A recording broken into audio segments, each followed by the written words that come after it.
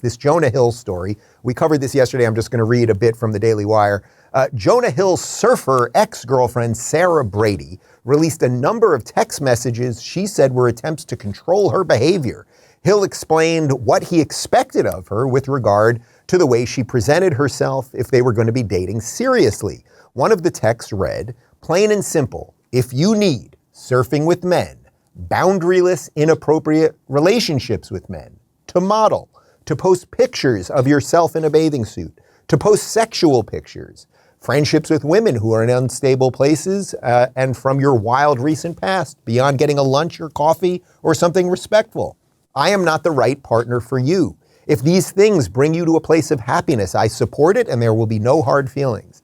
These are my boundaries for a romantic partnership, my boundaries which with you based on the way these actions have hurt our trust." Spencer, let me start with you on this one. When I read this yesterday, I was like, man, not only is everything he said there completely within bounds, even if someone was arguing that to some degree, okay, he doesn't want her to model, maybe that's like, for somebody, maybe that's a bit much. He was being clear and honest about what he wants. And it seems to me that that is what young people need more than anything these days. No one is setting boundaries. No one's saying what they want and understanding what they believe to even say it in the first place. I thought it was beautiful. And of course, the media is now calling him a misogynist and the rest of it. Right. I mean, this was a real mask-off moment because he's doing everything that men are constantly being told to do. He's being forthright and clear about his hopes for the relationship. He's doing so in a respectful way. He's using language pulled right out of a therapy session. I mean, these are my boundaries. He's effectively attempting to just reach out to this woman and say in the plainest terms possible, I want a committed relationship with you. I don't want to be competing between myself and the internet, essentially, for your affections, for your love, all of these things. I'm sure that came along with, a corresponding commitment on his end. And she spits this in his face as like a form of abuse. The Me Too movement has now cratered in on itself from a sort of understandable cri de coeur against rampant abuses in Hollywood into like a man sent me a text. Basically what all of these complaints now amount to is somebody hit on me and I wasn't into it. Because the real secret behind all of this is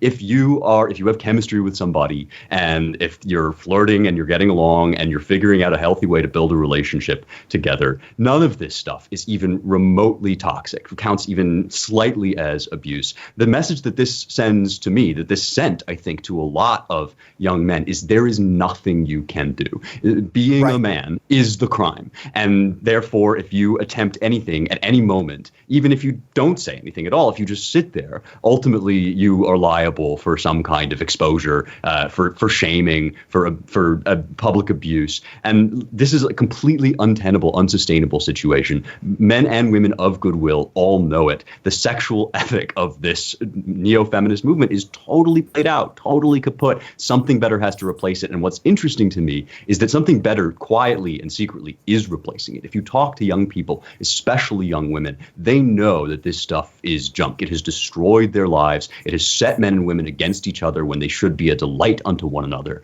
And much like the situation in Hollywood, it simply can't last. Reality, certain facts about reality just come back around. And one of them is that men and women aren't in a war. They're not fundamentally at odds with one another. Manhood is not a crime. And I think the Jonah Hill thing was really revealing to people, not necessarily on the right, who just said, look, what does this guy have to do? He's doing everything he's supposed to, being totally clear and forthright, and he's still getting burned for it. Something's got to give.